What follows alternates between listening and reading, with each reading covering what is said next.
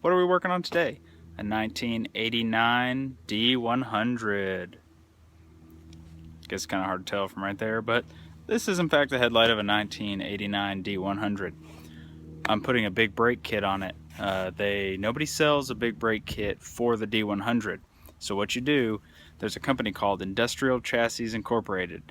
I'm not sure the location, but they do have a good website that's pretty easy to navigate.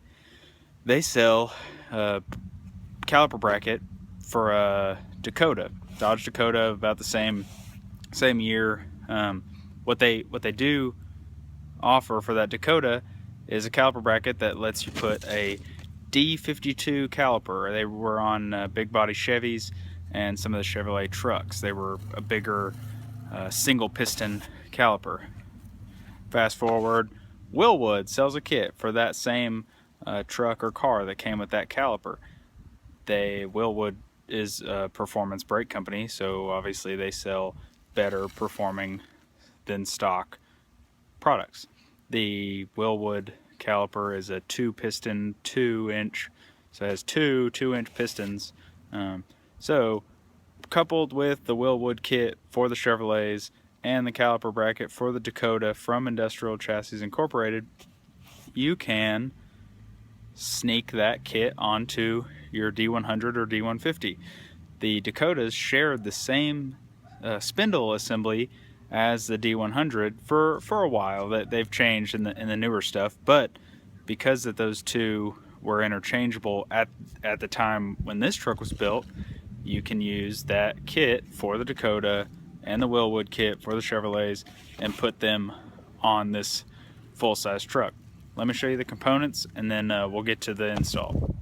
Here's the Wilwood caliper. As I said before, two 2-inch pistons, really good. They give you nice even pad pressure. And this caliper, you can't tell obviously in the camera, but they are considerably lighter than the factory unit, which is back there. Here is the caliper bracket from Industrial Chassis Incorporated. Pretty simple, but it is, I believe it's laser cut, and it's a precision fit. It comes with hardware to mount this part to the spindle, and then the brake kit comes with the hardware to mount it to the caliper bracket. Here's just the factory rotor that I've pulled off. It's really grooved and beat up. It did have grease in the wheel bearings, which is nice, and they didn't have a lot of play, but they were old stuff, so I went ahead and got some new bearings and sealed.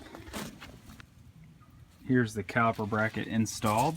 I mean, it's kind of hard to see, but I went ahead, they do come raw, so I went ahead and painted this one flat black.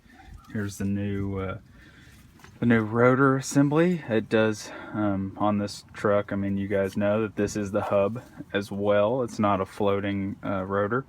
And so went ahead and put the new bearings in there, greased it. I'm gonna go ahead and run new brake lines. It's not a bad idea. This is as deep as you'll probably be in here for a while. If you do it all right, just go ahead and do it right now. Let's go ahead and hang that caliper and see how it looks. Here's the caliper all mounted up. Looks pretty good on there. This rotor is 11 3/4 inches in diameter, and it is 1.28 inches thick. So make sure you keep that in mind when ordering the caliper. There are two different sizes: the 1.25 and the 1.28. It's a bit of a pain to hold these brake pads in place while getting the pins in the bracket, but other than that, no big deal.